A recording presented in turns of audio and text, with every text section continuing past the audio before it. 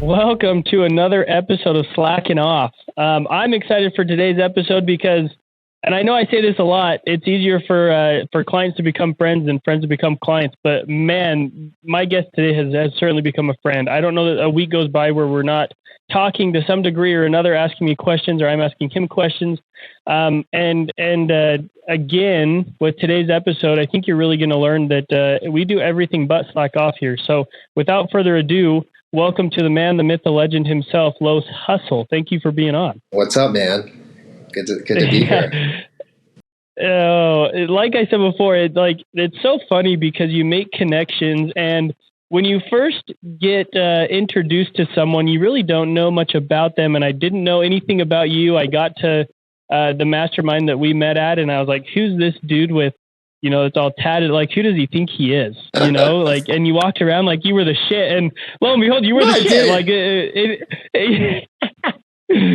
But I want to I'm going to preface this, like how we met with a story, because I think this highlights who you are and the value that you provide to organizations. So we were at a mastermind event, and to this day, just so that audience members can understand, I still feel bad about how this event went down, in the light that how you and I met. You and I were sitting next to each other again. I had no idea who you were, and there was a couple that was presenting about their business. It's a very successful business. They grew it very quickly. They have a very good following on social media. I know them personally. I went to school with them, and they were talking about bringing on investors because they needed capital. And I feel bad because I think I initiated the conversation, but part of me doesn't feel bad because I just don't think they were in the right mindset to receive the conversation that we gave them. And lo and behold, I come to find out that I'm sitting next to you, and you have taken brands and agencies to multi-million-dollar exits. And we were trying to give constructive advice to this couple on, hey, you don't need to give up equity. You don't need to bring on capital. You just have no idea what is going on in your business to be able to provide you with the insight that you need to continue to grow, right? So that's the first experience that I had with you. But tell me, I would love to hear your side of that experience, like what you were thinking, like who's this dude calling them out like this, at least from my end, and then give a little bit of background on why that is what you do for people listening. So what's funny about me, like I love, I speak and stuff like that a lot on stages, and I love like 500,000 person stages, like more than like a 50 person one. I love that shit. But the reason that I'm weird at events at the beginning is actually because I'm fucking shy. Like I'm not like if someone starts some shit, I got it. I can take it from there and we can run it. But I'm not like, hey, what's going on? I'm like, I can't do it. Like I get like introverted and I get weird and I get quiet and it seems like I'm like an arrogant asshole because I'm just not talking to anybody. And it's because I don't I'm nervous. So, that started, and I kind of started flourishing when like this company that was, doing pretty good, was asking all these questions. And you started going in, and I was like, oh, I like this guy. He's got my back. And then I started going in with you. And then we kind of like aggressively tag teamed this company. But that's when I kind of like got off my shell for the rest of the event, because I was like, no, dude, boom, boom, boom, do this. You have to go here. You have to do this. I am right because I've dealt with over 200 companies and helped them do this exact thing. I've sold supplement companies. And so I was just, I got passionate about it because I love this stuff and I know what I'm talking about there, right? So in that case, I was like, all right, I'll talk. And then that kind of, opened the door for us to have a conversation and build a relationship, which is awesome because I never would have thought you and I would be so close, because we're kind of opposite, but like we're so the same in so many other ways, man. So it's been amazing. So I mean, to give listeners a little bit about me, I've been doing internet marketing and been in the space for about 16 years. Right now, we own a few agencies. We own a media property. We just bought affiliatemarketing.com. We own a company called Powerhouse Brands that does services and consulting on companies like e-commerce and coaches consultants on how to optimize their business so they can either sell it or they can get out of it and build more business and do investing. And we also own a brokerage that sells those businesses called Deal Flow Brokerage. And you help us with all those brands because if not, we would probably just be making horrendous mistakes on our revenue. So that's a little bit about me. You guys do a fairly good job by yourself. That there's not much help that we provide, just making sure things are organized. So tell me, I want to kind of dive into this because you have a lot of people, especially over the course of the past 2 or 3 years, who have really wanted to get into e-commerce, and they think that like if they start an Amazon FBA or drop shipping, that is going to be an e-com business. Tell me what the difference is between like a drop shipping or an FBA business versus an actual brand, because there is a difference. Yeah, so right now you see a lot. It's funny because like the internet kind of like is starting over. I've been in this like almost 2 full cycles, and everything that's like hot and people are like affiliate marketing is new and making side hustles is new and e-commerce is new. Like this shit's not new at all. It just kind of gets saturated, and then a new wave like Gen Z starting to learn and like, whoa, look at these trends. But the difference really is honestly the goal and the mindset, right? So a lot of people get into these things because they want to make more money, right? And I did the same thing when I started, made money doing drop shipping and e-commerce and stuff like that. But really, as you get older, you realize that person's kind of building a hamster wheel that they're going to continue to spin and spin and spin on. With drop shipping, you're only as good as your last product. You've got to innovate new products. You've got to switch stuff. There's competitors. People copy your stuff, and you're not building a lot of products. Your lifetime value is weak. Your recurring orders are weak. So you got to keep making more, right? With direct to consumer, like building a D2C brand, like you're building a company, right? You might pay yourself $100,000 even though you're making $5 million, but it's because you're trying to build EBITDA and build a company that really has more to offer, more SKUs, more products, solves a problem, is a little bit more in depth, wants a community, and those companies are the companies that usually get sold. In the brokerage, we have people that come all the time. They're like, hey, we have a business, it's doing $3 million, doing like almost $1 million EBITDA. Those are the biggest drop shipping ones that we see, and past that, like you don't get it.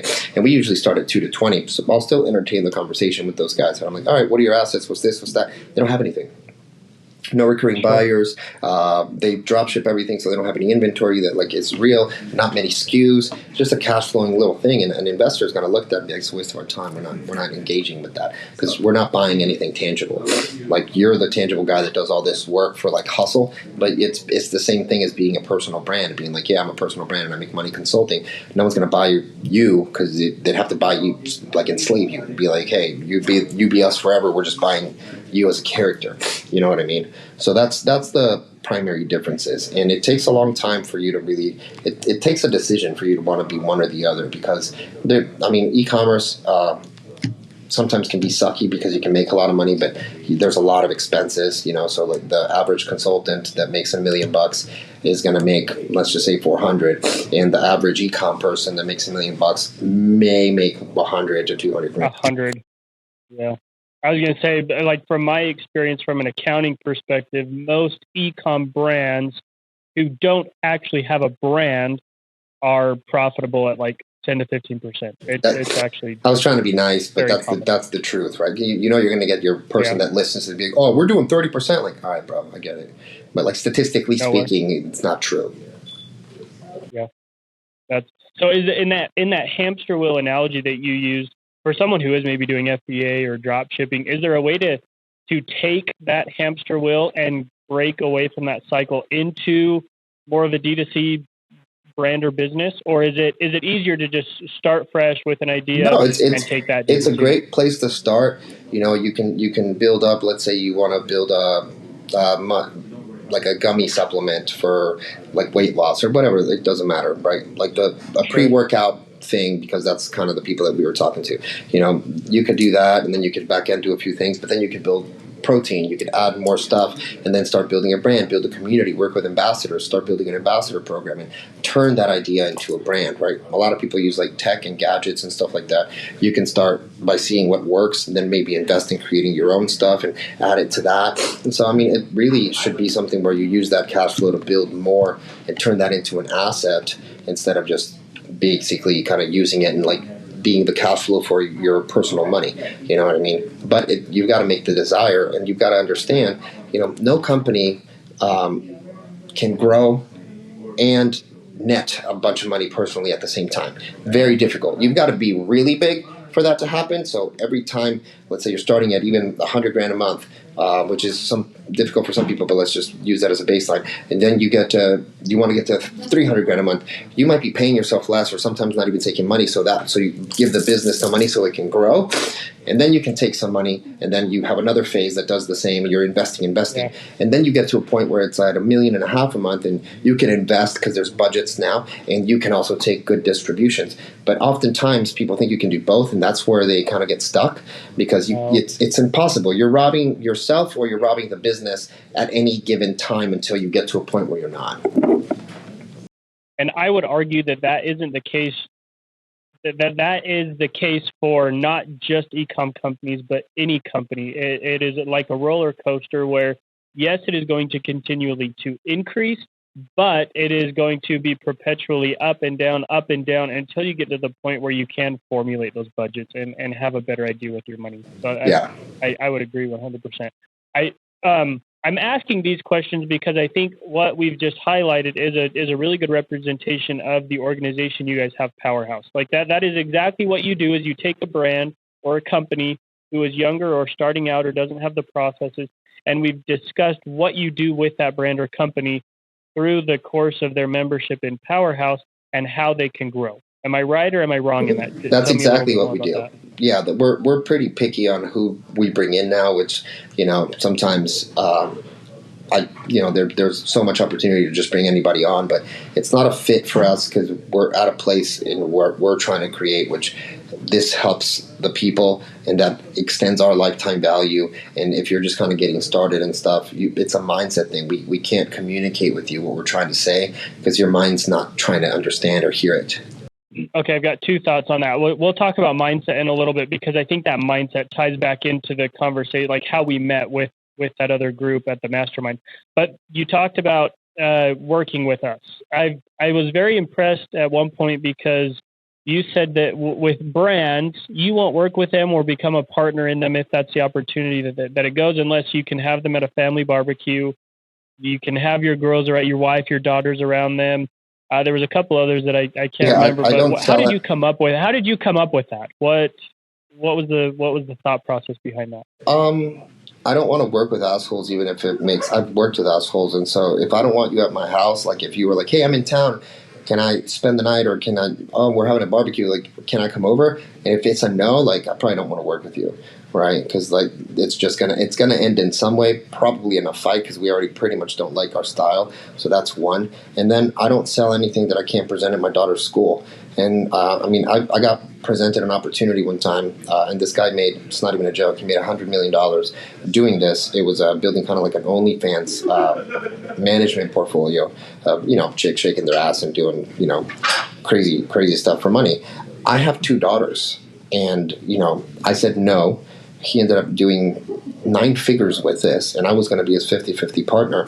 And, a little bit about me, the normal human in me is like, I'm a fucking idiot. But then, like, I just can't ever in my life, like, if my daughter ever wanted to be like, yeah, I'm doing OnlyFans, I mean, you can rep me. Like, no, dude. No. Like, I'm never going to do that. I've been, asked to do some other stuff. I talked to this guy one time about, like, managing their email list for one of our other companies, and he's like, listen, just sell them whatever, man. They're Walmart people. Like, who cares? And I was like, no, they're normal humans, and, like, you're an asshole. And so, stuff like that, like, I don't want to do it. I kind of have I really think about, like, energy, frequency, vibrations, like being a good person, doing the right shit, things coming back to you, karma. And so I don't want to do stuff that I think later on is going to it's going to create an order of consequence that's going to put me in a position that I'm going to regret. Was there a bad deal that happened that made you have that mindset, or was it more just like a cumulative set of opportunities or ideas or business partners that led you to I get offers all the time, and, people think I'm stupid if I turn them down. They look at me like I'm crazy. They're like, dude, we can make so much money. I'm like, I know, but, like, this could get us in trouble. This isn't shit that I want to sell to people. This isn't something that I like. Your stuff's not like what you're saying it is, or you're not providing this value. Like, it's just like I've been in this industry and I have a amazing name in it, and it's because of stuff like that. I mean, you're only good as like the last thing you did, and if the last thing you did, even if you did 20 years of great things, you do one bad thing, like you're screwed. And that pretty much goes for anybody because your name is all you have. I think a lot of people starting out have this idea of money. And again, I always say money is an idea, and whatever that idea is, you are correct. But a lot of people have this money or an idea that they can just go make as much money as they want. And I think you're right. But along the way, you'll find out that money is not the most important thing. At least that's my viewpoint out. Money is important, don't get me wrong, but it is not the most important thing. No, it's definitely, at the beginning, money's the most important thing because you have none. And so you can't like survive. Sure. So really you're upset that you're not surviving. It's not that you don't have money. So once you have enough money to survive, you're like, okay, I'd like to do a little better because I'm just kind of at maintenance. One bad thing and it'll screw me over. Then you get better. Then I think a lot of people want to make a lot of money from the fear of never going back. But then you get like ahead, and then you're like, all right, this is everything I wanted. Let me buy all these cars. Let me do all this stuff. And you find that it's not fulfilling because, finances don't fulfill you. Freedom is what's supposed to fulfill you, but you forget that you are looking for freedom when you get in this like trap, and then you like fall in love with the finances because you forgot like, well, what would make me free? What would make me happy every day? Like, what are the decisions that like I can create with this money to give me like a lifestyle that actually like is enjoyable, And then you got some people that just want to make money until they die, but like they're usually alone. They usually never have a wife, or I'm not saying you got to get married, but like they usually are kind of like rich bachelors or always like kind of lonely. I mean, I have friends that are billionaires, literally, and they're alone. They don't do much. They don't like hanging out with much people, and it's not because they're recluses. Like they don't have friends, too many, you know what I mean? And it's made them socially awkward and this and that, so they just double down on money because it's like, well, I know this, like if they did nothing, they'd be super empty, But money solves problems and it creates freedom. But if you look at money just for the sake of like, I want more of it, I mean, you'll never find balance and you'll really never have enough of it. So if you're okay with it, I want to kind of dive into this because I know there were parts of your life in the past where you experienced depression. You had some difficult moments where I don't think you felt happy, even though you might have been successful monetarily.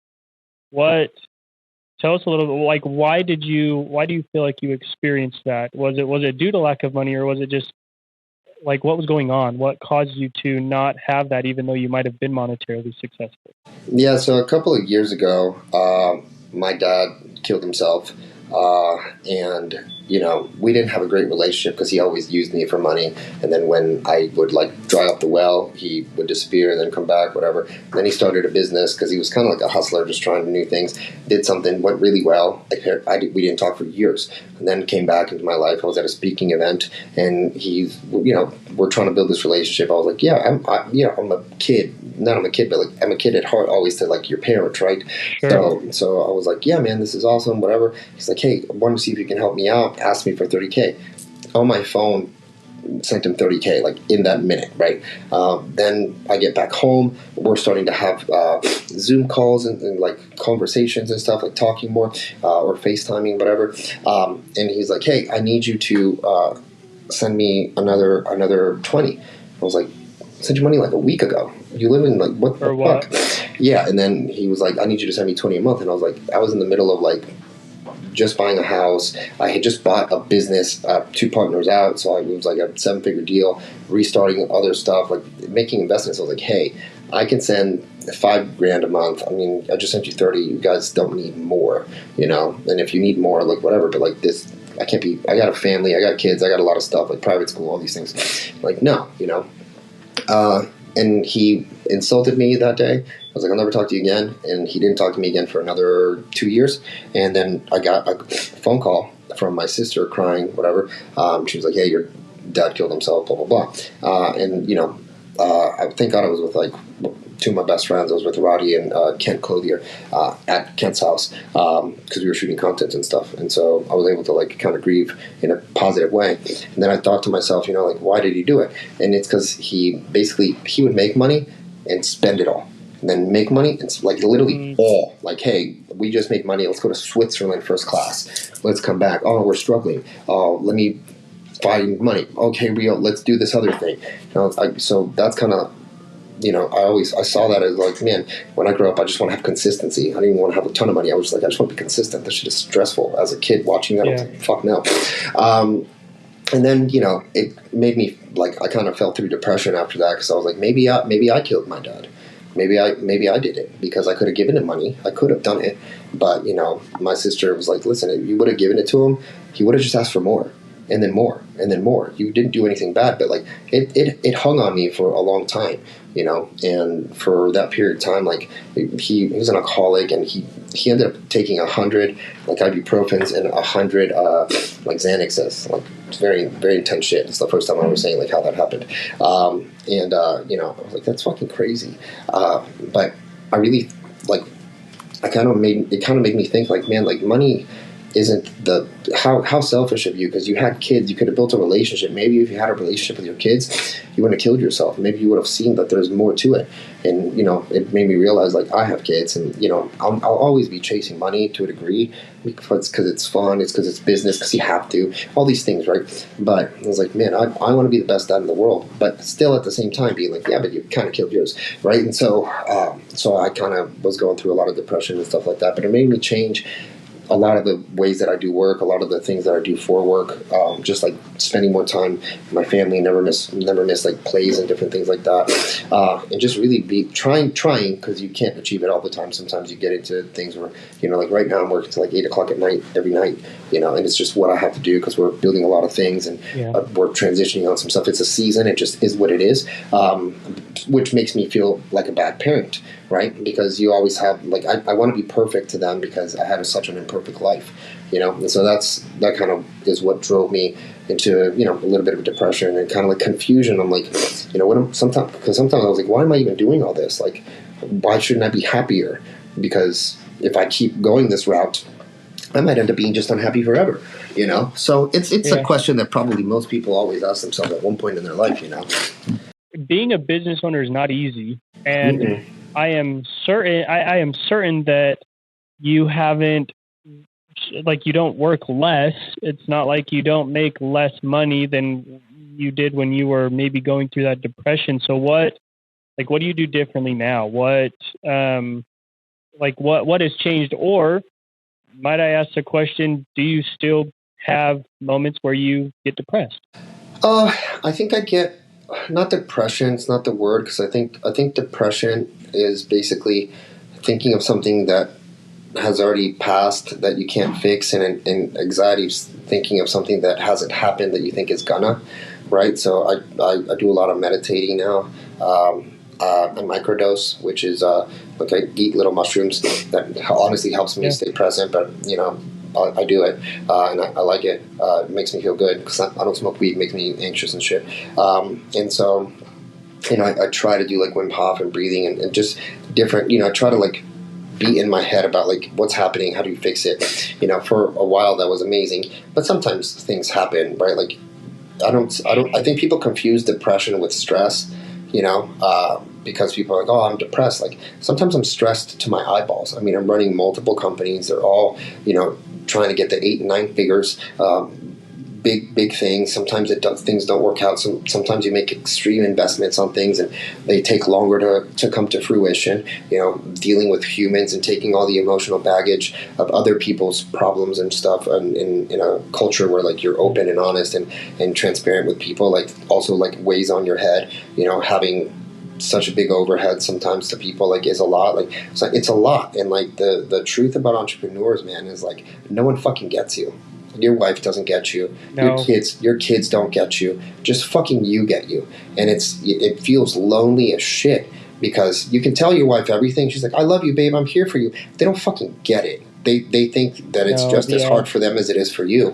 And it's not that it's competing, but it's like you'll never understand me. Your kids will never appreciate all the things you do for them. Your team will never appreciate like how you put them first. Sometimes that they don't know, when you didn't pay yourself and you did all these things. So it's a lonely world, but it's you're a masochist, and you kind of low key like the lows are fucking low, and the highs are the things that people want out of life. Incredible.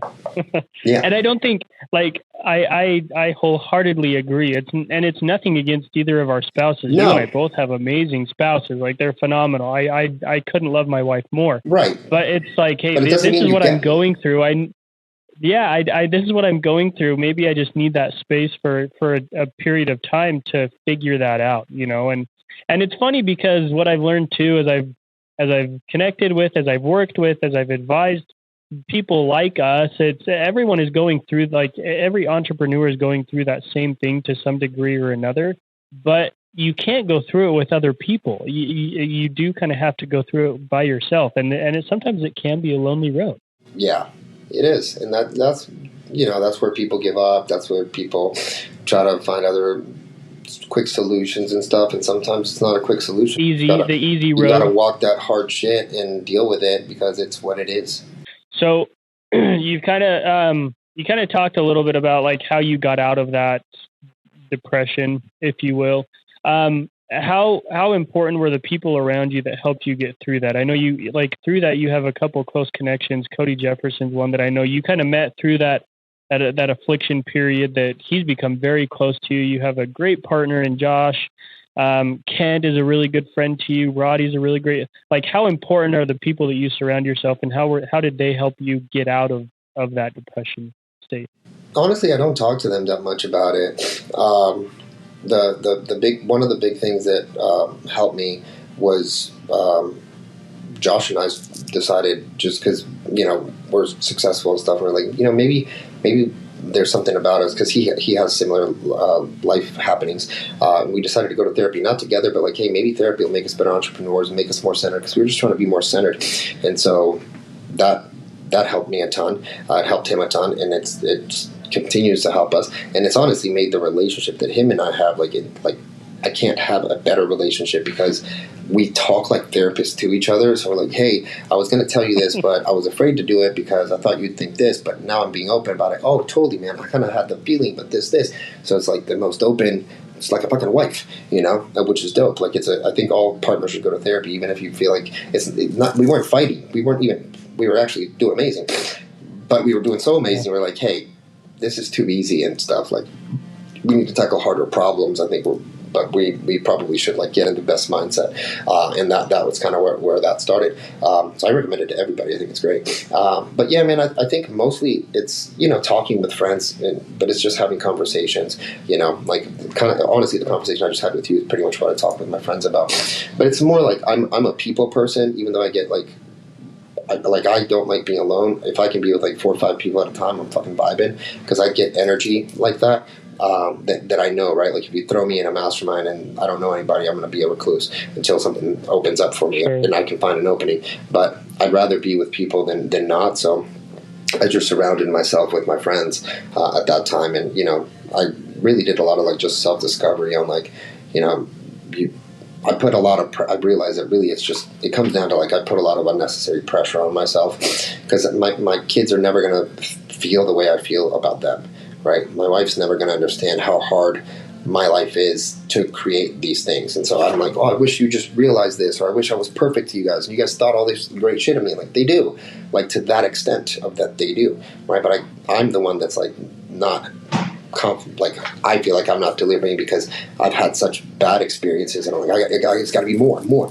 And honestly, if it's not, like, what it is, it's you just got to be present and be the best you can, right? Because really, all I want is for my daughters to be good girls, and to when they're 17, 18, 19, 20, moving forward, want to hang out with me. We don't got to hang out all the time, I get it. But, like, I want to have that relationship, because a lot of people lose it, right? I want to have a close one, not where you're forced, like Christmas and New Year's, I got to fucking go see my parents. Like, real, like, hey, what are you doing? Still do vacations and all that kind of stuff together, And I want to dive in deeper with my friends, because if I die, no one's gonna be like, yo, he had cars, he had money. Like, they're gonna, like, I'll have at least 100 people at my funeral, because I've created such great memories with people. Yeah, that's deep. Okay, we've talked about the suck, like the fact that, hey, sometimes entrepreneurship is a long and lonely and dreary road. Why do you keep going back for more? Why do you continue to create harder problems that you want to solve? Like, why do you do it? I know why I do it. I know why some of our clients do it, but like, why do you do it? I don't know.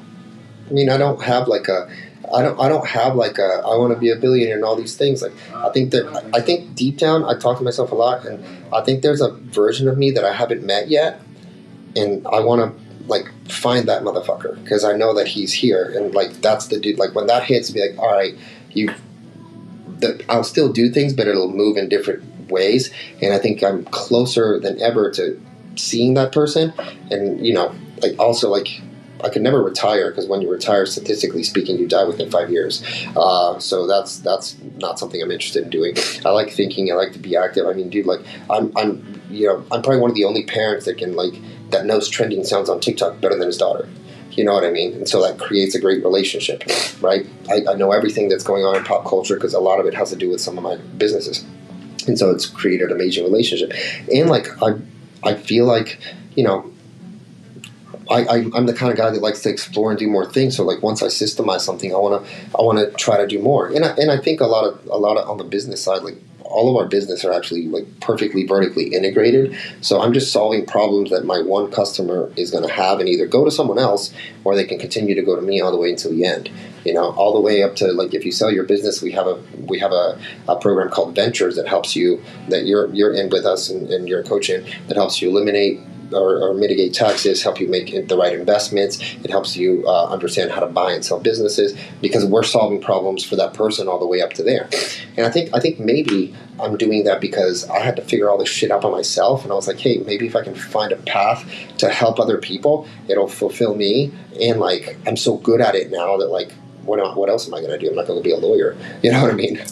And from an accounting perspective, I think the struggle that most accountants have is they've never been there, done that. Like they're advising clients on how to invest into real estate, but they don't own a real estate portfolio themselves. They're talking about buying and selling a business, but like they're employees. They've never owned a business or they've never sold a business. And so for me, it's fun because I'm doing that. Like I own multiple businesses. I own real estate. I've done that. I've been there and I've done that. And so that's what's fun for me. And this is more of like a game for me. Entrepreneurship or owning a business. I think I get a high from it. I think I get high off the growth. The lows are low, but the high is the high makes me high. Like a big sale, a big win, a big milestone. Yeah. Like it fucking puts you in like dopamine that no other thing can do. And for you to reach it, that's why it hits so hard because it's so fucking difficult. All the people that are psychologists and stuff, they're like, oh, do all these really hard things. And then when you get that dopamine hit, it'll hit. This is horribly hard. And so when you get that dopamine, you're like, this is like you just... It's natural. Now, again, like, I don't drink, I don't smoke, I don't do any of that. It's cold. But it's a natural dopamine. It hits and it's so much fun when it hits. Yeah, it doesn't hit all the time, but when it does, it's great. And I a lot of it does it for that. Like it's dope to solve problems. Like I accidentally became smart because I had to solve all these problems. Yeah. Well, I don't know that it's by accident. It's just like, hey, I had to solve all these problems. So here's my experience. I had Greg Reed. Greg. I talked to Greg. I had him as a guest. His podcast will be launching next week or dropping next week. His episode will, but he talked about seek counsel, not opinion. And the counsel comes from involving yourself with people who have the experience that they've earned from the knowledge, that they have the knowledge they've gained from the experience. And I don't think that's something that's talked about. Yeah, I mean, I think that one of the most underrated things, but it has to have the mindset, right, of working is like going and joining masterminds and joining mentor groups, because people look at it, we talk a lot, we have some, and when we talk to people are like, oh, I don't know, blah, blah, blah. I'm like, listen, and I'm just direct, right? I'm like, you're going to be where you are. If you think you can solve this problem, it's not even about solving the problem, it's about knowing 25 other people, 100 other people that have done it before, and building relationships with people that can accelerate everything so much faster, and building relationships that you've never had that can put you in positions that you've only dreamed of. But you can only do that by hanging out with a certain network. If you hang out with 5 dope heads, you're a dope head. If you hang out with 5 fat people, you're fat. If you hang out with 5 millionaires, you're going to be a millionaire. Even if it's the smallest one, you're going to, right? Every level gets you where it needs to be. That's why we have the certain friends that we have. I do not get along. I cannot relate to another circle of friends. So that's my circle of friends, is what it is. my wife asked me the other day if I wanted to go on a trip with some friends that she has, and I thought, in my mind, I thought, well, like they wouldn't even be the fourth option on the list of people that I would want to go on a trip with, because I just we would have fun, we would eat great food, we would go on good, then I'd be excursions. fucking happy to But do all this like, I just bullshit can't. small talk. It's not. Yeah, sometimes it drives me nuts. But okay, let's go back to the mindset conversation, because I want to highlight it with, again, going back to the first encounter you and I had with this company. They were doing a couple $1 million a year, but I think they could have been a 10, 15, $20 million company within a year or two. But I think the one thing that was holding them back was the mindset. I don't think that they understood what opportunity they actually had. It was the husband. I don't know. Like, I would love to hear it from your angle and see what your thoughts are on that, and then kind of coordinate that with people who are starting in business now and how to achieve, or what mindset they need to have. So I think it was the husband. I think she was open to the ideas, and like she was doing a lot of other work where she was like, yeah, we do need this help. But I think the husband had an ego about him, like, oh, I can solve the problems. I've got this. I know what I'm doing, and I don't need like kind of help from a group. And he kind of was like, he was very proud of what he'd achieved. That's dope. But that's great. You should be. You should have the balls to be like so confident. There's ego, and ego speaks from a place of like fear and insecurity, and confidence speaks of a place from like knowing what they don't know, right? And so if he was confident, he would have made the right decision. If he wouldn't have came from ego, he would have made the right choice. But he was egotistical. He's like, I did this, and he was holding on to that as like his achievement, instead of like, man, where could I go if I surrounded myself with the right people? That these people are helping me for free right now, and they're pouring into me. I can't even imagine what the paid shit is, because I mean, we sat there and like wrote it all out, like do this, spend here, I'll connect you to this, do that. It was like, do these steps. And he was like, oh yeah, I think we're just gonna be great as like we are. And I was like, okay, I mean, I know who you're competing with. I know that market. I've consulted at least like 50 supplement companies. And he's like, oh, yeah, I got it. Don't worry about it, buddy. I'm like, oh, that's awesome. That's the same kind of guy that goes into, a friend group and just talks about himself. It's because he's insecure about the friend group. Is that something that people, you have much more, like you have a lot more experience than I do. Is it something that people are like just naturally have, or is it something that people grow into or become, in your opinion? I think it's something you have to accept. Like, so one time, probably 7 or 8 years ago or whatever, maybe like 8 years ago, I was at a mastermind, and, I thought we were doing well. And I'd go into this group and boom, boom, boom, boom, crushing. And I really started, man, I should do that. I should do that. I should do that. And then I realized, man, like all I'm coming here to do is not learn, but I'm coming here to like figure out what I can take from people that I don't know the struggle of how hard this has been and all the numbers. I wasn't even thinking like that. I was like, I just want to do what they're doing because they're better than me. And then when I was like, you know what, they don't go to Whole Foods and pay my bills. They don't pay my gas. They don't do shit for me in a financial place.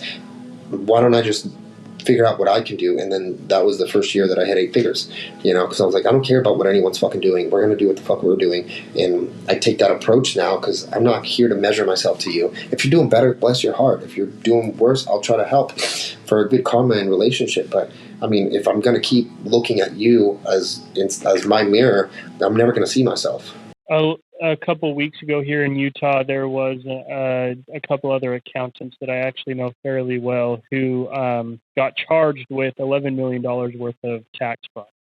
And no joke. And I we got a decent influx of some clients, some prospects, and in every single conversation I had, they asked me, well, what's your opinion on those individuals? And I know them. It's an unfortunate event. They were doing things that I actually told my partner, Mike, a year and a half ago that they were going to get in trouble for. But for me, it's never been about it's never been about my competitor. This is what my competitor is doing. This is why my competitor is good or bad. And for me, I've had that mentality because if I look at them and I try and compare myself, I'm always going to find something that I could be doing better. I'm always going to be finding something that they're doing better than me, or like why my business is not as big, or why my business is bigger. And so I've had to really be careful with that. And I get that because for me, it's always been about how can I be better? What can I do? How can I increase the output of my employees, or how can I help my employees, or how can we create better processes or systems? And so I think that's just something that you learn, but I think you learn it over time based on the experiences you have. You never stop. The cool thing about entrepreneurship that I think it's kind of sad, in my opinion, and I don't know, but I kind of think I'm right. Sure. I think it's, I guess to a degree, sad compared to like the rest of the world, is when you are an entrepreneur and you start to become successful, and even when you're not successful, it's a journey about making more, but it's a fucking crazy journey about finding yourself. Yeah. Like, I don't think there's any like other place where like you go through so much questioning yourself, questioning your life, questioning your decisions, like searching for becoming better, searching for better systems, processes, mindset, fitness, like edges than normal life. Normal life, like it's this gets me here, then there, then there. I've achieved that. Things are good. It's cool. And sometimes I'm like, maybe that's better, but I don't think that like you get the depth of a human as much as you would with a like especially a high level entrepreneur, because it's wisdom, it's knowledge, it's like soul sucking and searching, like things that have happened to this person. So they come from, it's not business, right? Like you're talking to someone who's like, you get them so much because like they've gone through war in their head and in their life. I think this is funny. Like you'll give me a call and it'll be 7:30 at night, or 6 o'clock in the morning, just because of our time differences. And my wife will go, "Who's calling you?" And I go, "It's Los." And she goes, "Why are you talking to Los?" It's like, because we get each other. Like we're going to have for the next 5 minutes a great conversation. Yeah. And it's nothing against you, but she just like, she doesn't understand it. She's like, "Well, you've met Los like in person a total of 12 times.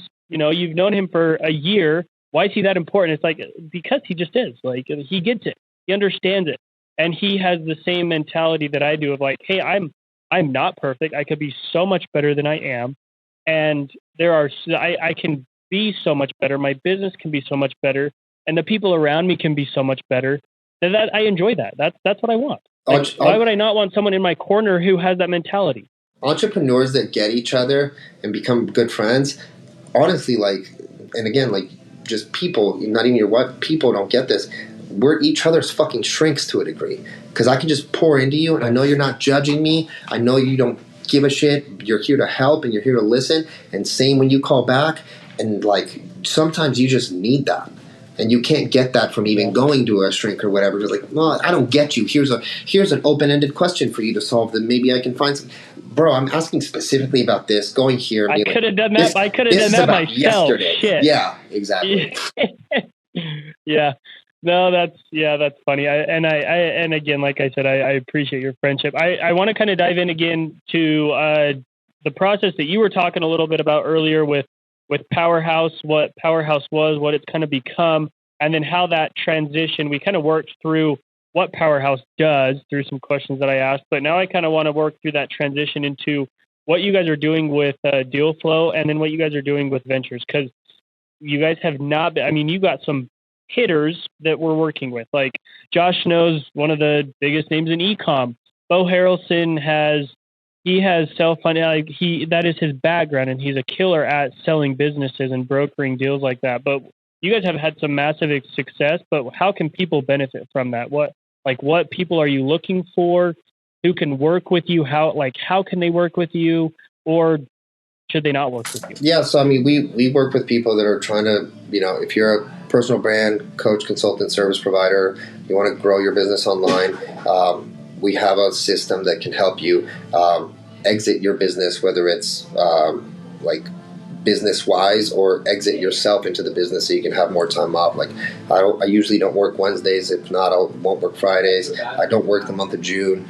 It's because I have systems in the business that I know how to run that, right? So I can spend more time. June's usually the first month of summer, so I'm out with my kids and we travel, and so we can help people find that for fulfillment if they don't want to sell their business. And then we also help companies, primarily a lot of e-com SaaS businesses too, build the business, get it right, get the books, get the operations, get the growth correct, so they can scale that, and eventually, if they're interested, sell it. Right? And we have some people that are doing 30 million that don't want to sell. We have some people that we're doing 3 million EBITDA that we're about to sell right now. Right? So it's your life, it's your path. But we're here. We do coaching, consulting. We help even on services. We have operations consulting. Like we have a lot of phases that you're going to go through operationally as a company. Right? We've just we're trying to solve that problem. So we can help you sell your business. And the businesses that we sell at DealFlow are $2 to $20 million EBITDA businesses, primarily agencies, e-commerce businesses, and software. I'm biased, so I'm going to say that the biggest problem that people have when they try and go sell a business are their finances, because most are just absolute dog shit. They're bad. They don't look good. But from your perspective, if someone was trying to go sell a business, or they were trying to get out of that, what are one or two things that they commonly are not doing correctly that they should be doing better? Your books are completely off. You need to work with you so you can basically audit the books before someone else does due diligence and audits the books, because it's going to happen. So the better prepared you are, the better on that, right? And you need to have multiple channels, and you need to have systems and different acquisition strategies. Normally someone just has one thing and it's kind of working, and they're like, oh, I want to sell it for 50 million. I'm like, bro, someone bought, the best way to describe this, when people are like, oh, I want to sell for 10x multiple or 5 or whatever, the person that's buying it at 5 times or more is buying a mansion, right? They're like, oh, this is perfect. I could walk into it, change the kitchen, I can flip it for more, or it works just fine as it is. I love it. Nothing needs to be changed. The person that's giving you 2 to 3 times EBITDA is basically walking into a flip. So it's like, shit, I got it at a good clip, but I'm going to have to change this. That's expensive. The market's doing whatever, so we might have to hold it for a little bit. You're investing in one, so you're paying less, so you can invest the rest in it. The other one's kind of more working as a system, so you already know that those numbers are going to maintain. Yeah. I think a lot of people don't understand that side of selling a business, which again, why I said I would advocate working with DealFlow, because I see how the inside works, and I know who some of the players are within DealFlow. And I'm looking at some of the people who have gone through DealFlow, and then the advisory side that you guys have on the back end to be able to say, here's how much money you've made. Here's what you should do with it.